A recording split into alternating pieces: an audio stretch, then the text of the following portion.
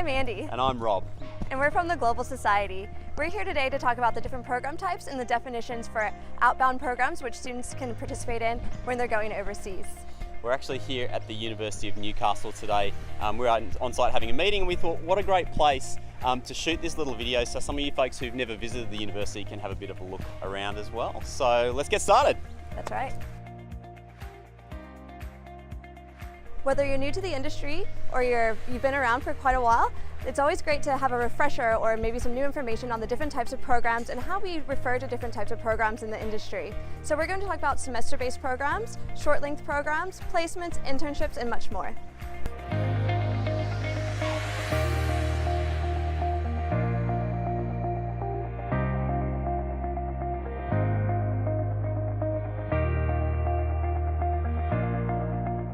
So the first type of program we're going to talk about is the one that everybody thinks of when they think about overseas study experiences, and that is semester exchange. Semester exchange is where students from Australia, so whether it's an Australian student or an international student studying in Australia, go to a partner university somewhere else in the world. And this is dependent on a couple of different things.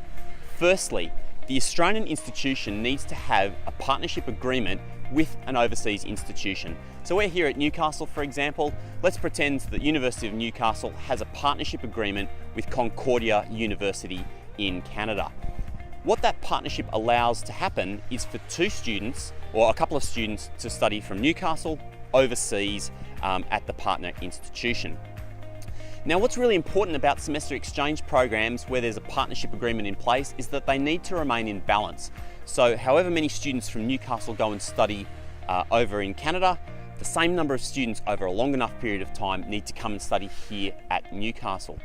If that agreement isn't in balance, we run into problems. Partnerships end up getting terminated because they end up way out of balance, and that's obviously no good for anyone because what we're trying to do is create some impact. The traditional semester exchange program is the kind of program that most faculties think of when they think about overseas study to begin with, but of course there's tons of other types of overseas study experiences now, and let's talk about those next.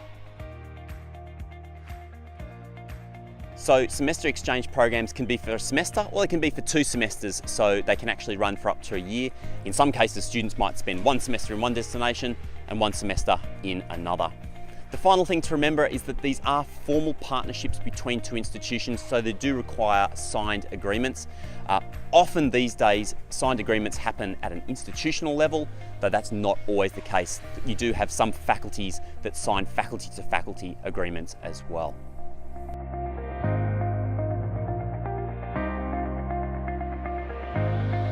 Let's also speak about short-term programs. Now, I want to speak specifically about short-term programs from the academic lens. Those are programs that run for less than a semester.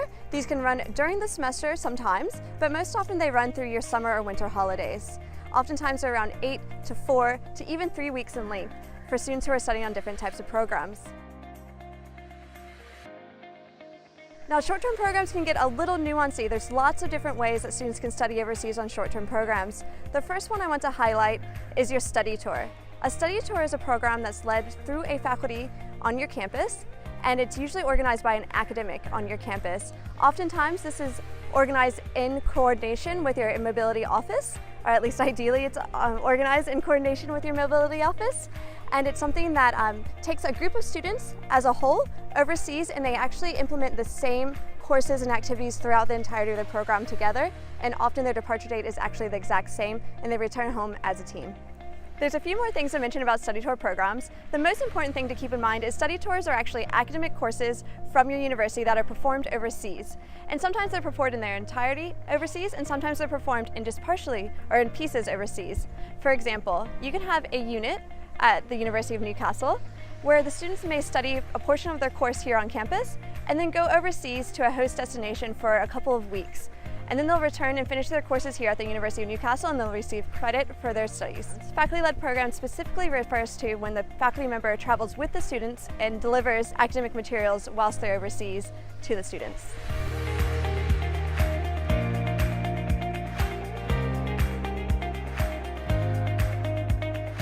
Let's walk and talk. So let's talk about short-term programs run by partner universities, and these are typically summer and winter schools.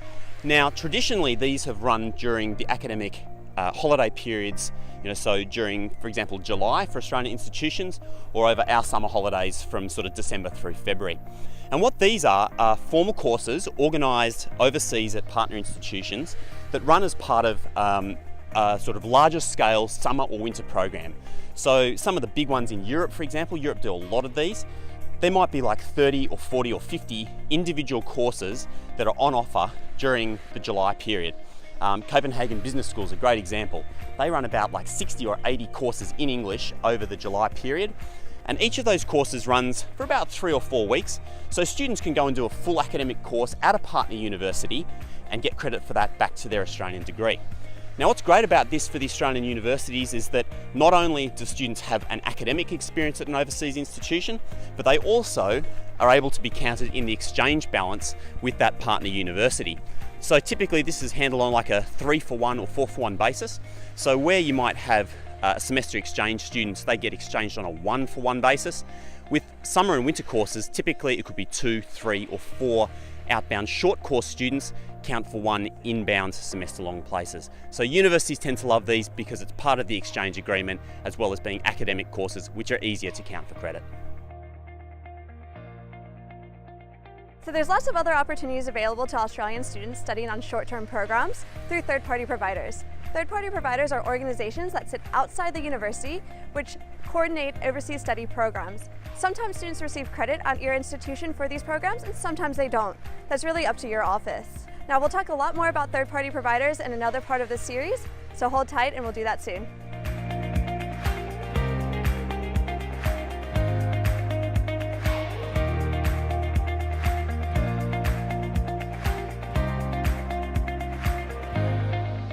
We're going to talk about the specific type of programs that relate to students who may be going overseas for practical experiences. When I say practical experiences, what I'm referring to are things such as internships or clinical placements, where students are going into the field and working alongside colleagues in a different host institution or a different host culture. So this is important for us to cover. Most importantly because there's a really confusing acronym associated with this, and that's WIL, Work Integrated Learning, or WIL. I found myself at the office saying, who's WIL? So let's talk in more detail about WIL and clinical placements. WIL, Work Integrated Learning, often takes place when an individual student goes overseas and works in a host organization or even a host institution. A clinical placement works largely the same way. Something to keep in mind is, especially if students are receiving credit or if this is contributing towards their Australian degree, there'll need to be some kind of supervisory experience related to this experience. Now, this may happen specifically with clinical placements, where someone may go overseas and actually visit the host site, where the person is in place or the student is in place and working alongside people and persons of the host community. Where other opportunities are where students will be completing their experience overseas and then coming back and meeting with a supervisor and instructor who then awards credit for their experiences that they've had overseas. Some experiences may be, for example, a business student who's going overseas and doing an internship with a banking or a finance institution in Hong Kong. Another example may be a social work student who's going overseas and doing a clinical placement in Myanmar. There's lots of different opportunities available. A lot of times they are in professional studies areas such as business or engineering, but they can be in the humanities and arts as well. Earlier I mentioned that work integrated learning and clinical placements might be supervised by an academic on your campus. There's also an opportunity that you can work with third-party providers to issue and offer internships to your students on your campus.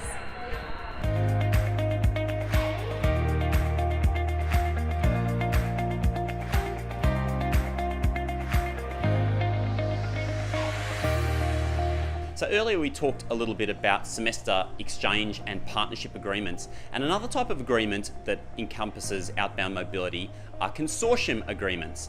And consortia are basically groups of institutions or organisations that work together to facilitate mobility experiences. So one of the big consortium programs that's got a lot of partners here in Australia is ICEP, the International Student Exchange Program based out of the USA, and this is a great example of how consortia works. So basically, ICEP facilitates agreements with universities all around the world, and an Australian institution that has an agreement with ICEP can then send students on multiple different types of experiences to other universities within that network. So it might be a semester exchange experience, it might be a short-term experience of some sort, but ICEP is the consortium that actually manages that experience and facilitates the relationships between institutions. There are lots of different kinds of consortiums. Some of the Australian universities have consortium amongst themselves and run mobility programs, particularly with government funding, that allow students from one institution to undertake an international study experience through another Australian institution. And then we've also got some of the state-based consortium as well. So the state of New South Wales in Australia has an agreement with the state of North Carolina, where Andy used to work, and students from any of the New South Wales universities can go on mobility programs to any of the state universities in North Carolina. So consortium are a wonderful way of opening up heaps more opportunities for Australian students without having to sign lots of those detailed one-on-one institution-to-institution agreements.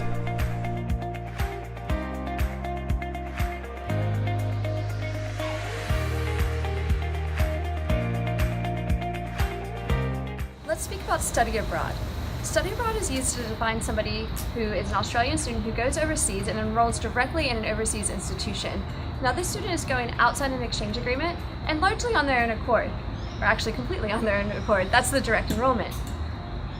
So with study abroad, this is kind of a highly uncommon area for students to engage in, especially for mobility offices to be involved in as well. So this takes a lot more work from the student's perspective, just because they need to do a lot more work on the logistics side of things, also organizing the credit and the funding for this opportunity. So study abroad is usually for either a semester or a year, and it usually happens when a student has a really strong feeling about where they might want to be going overseas to study. And this can be for a number of reasons, but because of that strong desire to go to that one institution, the student then decides to take on the burden of the organization on their own. Okay, so let's address the elephant in the room. I here am an American, and study abroad to me means any kind of outbound mobility program. Here in Australia, that's not the case. In Australia, what we're specifically referring to when we speak about study abroad is when a student goes overseas outside of an exchange agreement, largely for a semester or year-long experience. So let's just keep that in mind. Don't get confused, don't be me, and you'll be fine.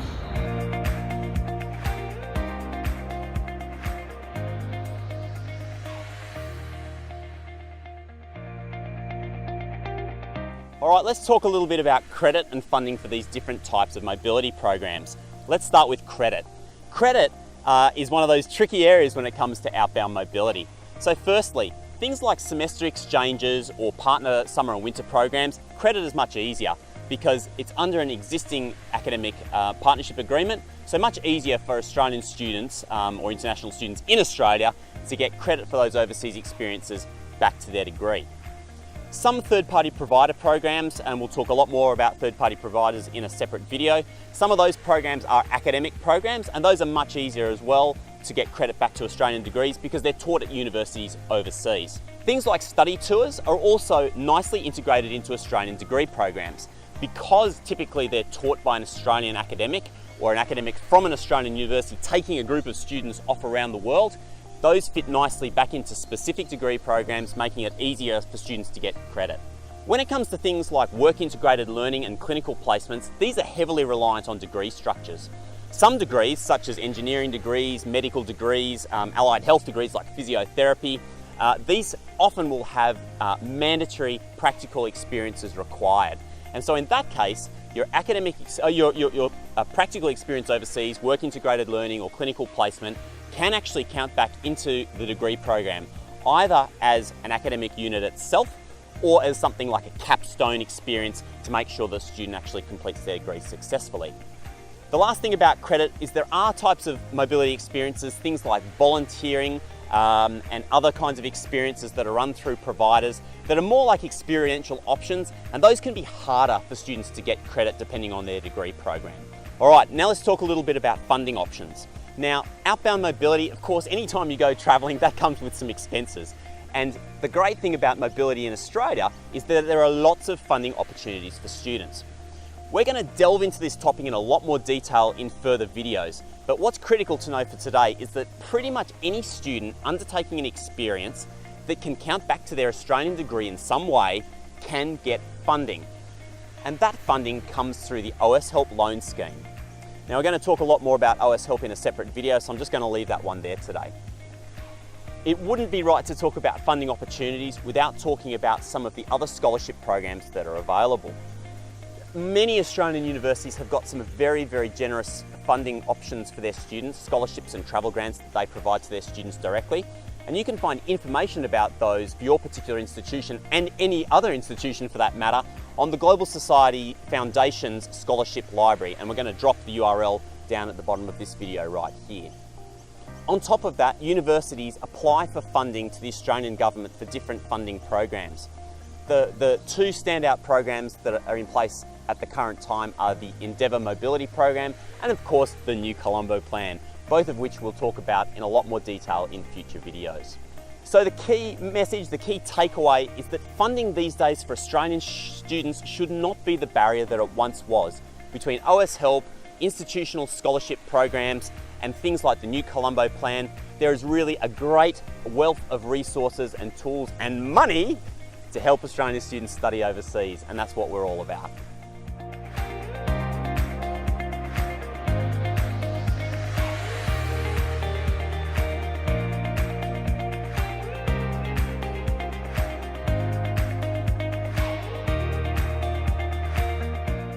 Alright, so we finished this video at Bar on the Hill, and literally every Novocastrian, every student from the University of Newcastle really knows this place and loves it, because for the last, I don't know, since the uni was founded, this place has thrown the most crazy parties. So find yourself a Novocastrian and ask them about the Bar on the Hill. Andy, what have we talked about today? Today we've talked about quite a few things, Rob. We talked about all different program types for students who are going on outbound study experiences. We talked about our semester and year-long programs through exchange. We talked about short-term study programs. And we talked about that in lots of different ways. We talked about that through third-party providers. We talked about it through study tours and even short programs at partnering universities. We also spoke about work-integrated learning and clinical placements. And we wrapped up with speaking about credit issues, kind of credit concerns, and also speaking about funding opportunities available to Australians studying overseas. So with all that, Rob, I think we deserve a beer. Definitely. Let's do it. High five. See you next time. Bye-bye.